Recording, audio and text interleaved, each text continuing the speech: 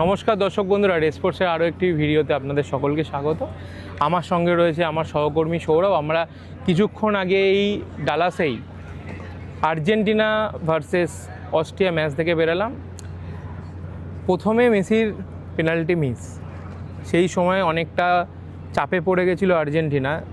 Austria যেভাবে চেপে ধরেছিল, তুমিও কালকে যেই কথাটা বলছিলে যে আর্জেন্টিনা মাত্র 2022 থেকে একটি মাত্র ম্যাচ খেলেছে ইউরোপিয়ান দলের বিরুদ্ধে। সেই প্রথম দিকটা গিয়ে সেই জিনিসটাই তুমি চোখে পড়লো। চাপ ঠিক নয়, মেসি পেনাল্টি মিস মানে এটা আমি দেখছিলাম সোশ্যাল মিডিয়াতে, বেসিক্যালি টুইটারে লিওনেল স্কালোনির রিয়াকশানটা মেসির পেনাল্টি মিসের পর এরকম পুরো মানে ঠিক আছে, মানে পেনাল্টি মিস মেসি হতেই পারে, এরকম একটা ব্যাপার। চাপে কেউ পড়েনি, চাপে মনে হয় ফ্যানরা পড়ে গেছিলো, মেসি পড়েনি ভাই। মেসির বডি ল্যাঙ্গুয়েজটা, তারপরে 2 মিনিট জাস্ট আমরা ক্যামেরা দিয়ে এদিক ওদিক করলাম, দেখলাম সে নিজের মনে হেঁটে বেড়াচ্ছে। হ্যাঁ, মানে মনে হচ্ছে যে 2 মিনিট ডিস্টার্ব ছিল, তারপরে ওই গোলটা করে নেওয়ার পর আর কোনো ডিস্টার্ব সে ফিল করেনি বা মনেও হয়নি তার ওভারঅল। কিন্তু আজকে আর্জেন্টিনা ওই যে প্রথম ম্যাচের থেকে আজকে তাও বলা যায় না যে খুব একটা ভালো খেলেছে আর্জেন্টিনা। আশা করি নেক্সট ম্যাচগুলো উন্নতি করবে। আরও 5টা গোল এই বিশ্বকাপে আর্জেন্টিনা করেছে, 5টাই লিওনেল মেসি। অন্যরাও কাজ করবে, অন্যরাও গোল করবে, অন্যরাও মিডফিল্ড সামলাবে, অন্যরাও কিছু না কিছু করবেই ভবিষ্যতে। ডালাসেই আর্জেন্টিনার একটা খারাপ অধ্যায় ছিল মারাদোনা কেন্দ্রিক। আজকে মেসি এখানে এই স্টেডিয়ামে অর্থাৎ ডালাসে 18 গোল করে ফেললো বিশ্বকাপের ইতিহাসে। সব থেকে বেশি হায়েস্ট গোলস করার এই মুহূর্তে এককভাবে। এতদিন আগের ম্যাচটা ক্লোজের সাথে একই সাথে ছিল, আজকে এককভাবে 18 গোল করে বিশ্বকাপের হিস্ট্রিতে হায়েস্ট গোলস করার।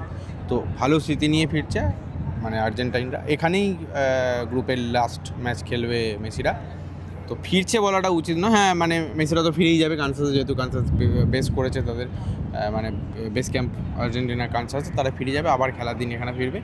মোটের ওপর মেসি আর্জেন্টিনা আগের দিনের মতনই। আর আরও একটা কথা, মেসি আজকে যে কথাটা তুমি বলছো যে মেসি চাপে পড়েনি, মেসি নিজের মতন নিজের খেয়ালে হাঁটলেন। তারপরে যখন আমরা যখন 90 মিনিট হবে তখন দেখছিলাম যে ওপরে স্টেডিয়ামের একদম ওপরে যে জায়েন্ট স্ক্রিনটা ছিল, মেসি বারবার তাকিয়ে সেই জায়েন্ট স্ক্রিন থেকে একটু টাইমটা দেখার চেষ্টা করছিলেন। সেই ইনজুরি টাইমেই কিন্তু মেসির গোল, মানে সেকেন্ড গোল যেটা হলো ইনজুরি টাইমে একদম। আর প্রথমেও অনেকগুলো মেসি সুযোগও পেয়ে গেছিলো সেখানে, তাদের অস্ট্রিয়ার গোলকিপার, তারপরে একটাবার আলাবা তার সেভ করে আটকে দেন গোল, অনেকক্ষণই মেসিদেরকে আটকে রেখেছিল।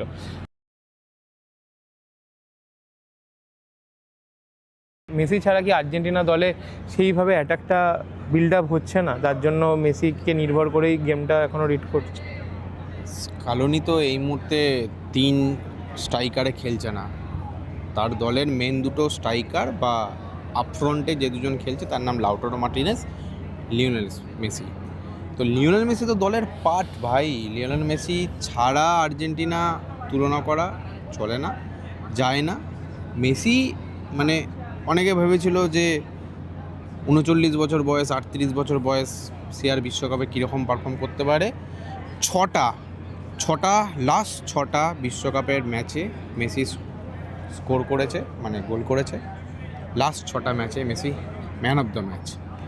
এই পরিসংখ্যান কি বলে দেয় মেসির 38 বছর বয়স, 39 বছর বয়স, এই চাপ হ্যান ত্যান এগুলো মনে হচ্ছে এই বিশ্বকাপটা থেকে কখনো মনে হচ্ছে। আজকে যেমন মিক্স জোনে মেসি বলেছে যে আমরা অলরেডি ফ্যান্সদের অনেক এরকম মুহূর্ত উপহার দিয়েছি যেটার জন্য তারা আনন্দ করতে পারে, জয় করতে পারে, কিন্তু আমরা আরও এই মুহূর্ত দিতে যাই। অর্থাৎ তিনি ফ্যানদের এইটা বোঝানোর চেষ্টা করছেন যে আমরা এখানে জাস্ট ওই অনেকেই বলছে যে বিশ্বকাপ খেলতে এসছে আর্জেন্টিনা, আগের বারের মতন অতরকম মাথায় কোনো নেই না ভাই। বিশ্বকাপ জাস্ট খেলার জন্য খেলতে আসেনি। ব্রাজিল আর্জেন্টিনা এরা কোনোদিন খেলার জন্য পার্টিসিপেট করার জন্য বিশ্বকাপে আসে না, তারা হট ফেভারিট হয়ে বিশ্বকাপে আসে। সে যেরকম দল নিয়েই আসুক, যাই দল নিয়েই আসুক। সুতরাং লিওনেল মেসি সেটা আজকে মনে করিয়ে দিয়েছে যে হ্যাঁ, আমরা অনেক মুহূর্ত উপহার দিচ্ছি, আমরা আরও মুহূর্ত উপহার দিচ্ছি, অর্থাৎ হালকাভাবে নিচ্ছে না।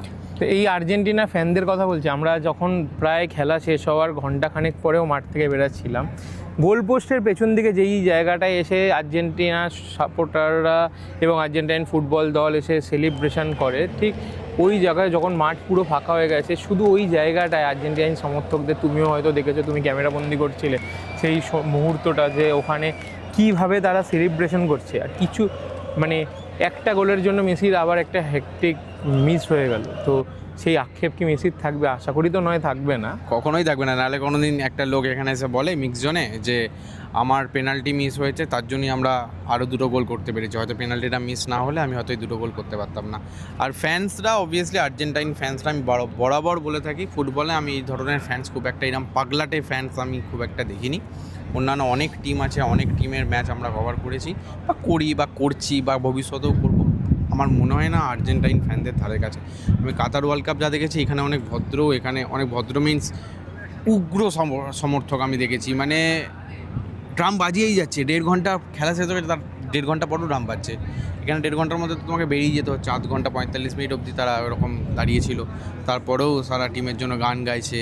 এবং একটা জিনিস আমি জানি না তুমি লক্ষ্য করেছো কি না, মাঠে বসে থাকি, আগের বার তো ওপরে বসতাম, সেটা অতটা ফিল করতে পারতাম না, এবার মাঠে তলায় বসে থাকি, আর্জেন্টিনার যে গানটা হয় আর যে লাফায় এরকমভাবে, ওরে বাপ রে বাপ, মানে ওটা মাঠে থাকলে ওই জিনিস আমরা আজকে সেই জিনিসটা দেখছিলাম, যে খেলা শুরুর আগেই 2টো ফ্যান মানে মাইকে গান গাইছিল, সেই গানটা গাওয়ার সঙ্গে সঙ্গে পুরো দর্শক ভর্তি স্টেডিয়ামও গেয়ে উঠল একসাথে। স্থানকাল পাত্র লাগে না, কোনো দিন লাগে না, কোনো ক্ষণ লাগে না, কোনো মানে মুহূর্ত লাগে না আর্জেন্টাইন ওই গানটা করতে। আর্জেন্টিনার ওই আর্জেন্টাইন সাপোর্টাররা যে গানটা যেভাবে করে, রক্ত এমনি গরম হয়ে যায়। আমরা বুঝতে পারি না, আমি অর্ধেক দিন বুঝতে পারি না, আমি নর্মাল ওলে ওলে ওলে ওলে এরকমভাবে শুরু করে দিই, কিন্তু আমি কী বলে সেটা আমি স্বাভাবিক, আমার পক্ষে ওটা তো বোঝা সম্ভব না, কিন্তু আমি কথা দিচ্ছি নেক্সট ওয়ার্ল্ড কাপ করার আগে আমি এই গান আমি মুখস্থ করে গান আমি গাইবই অন্তত।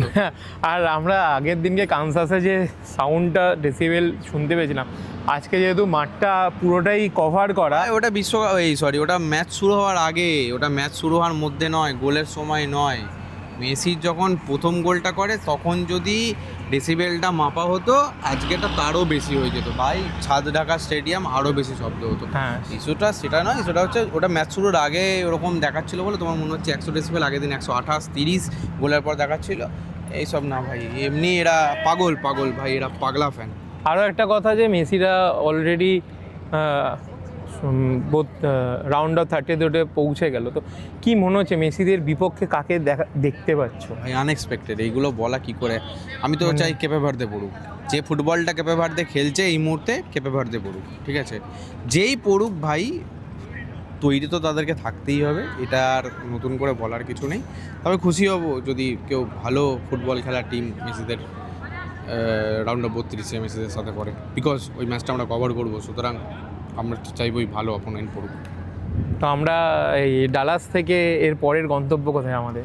ডালাস থেকে এরপর আমরা যাব হচ্ছে মায়ামি, ফোর্ট লডারডাল, এরপর ওখানে আমরা ব্রাজিল ম্যাচ কভার করব, এই পর্তুগাল ম্যাচ কভার করব।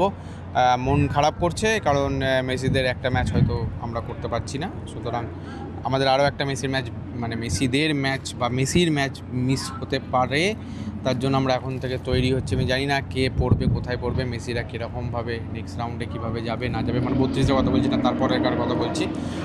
ট্রিটা আমরা ওইভাবেই বানিয়েছি যে আমরা 3টে টিমকেই কভার করবো, রোনাল্ডো, মেসি এবং নেইমার, অর্থাৎ যাদের জন্য আমরা বিশ্বকাপ দেখতে আসি অনেকে, বাঙালি অনেকে যার জন্য বিশ্বকাপ দেখতে বসছে, তাদেরকে আমরা ফলো করব।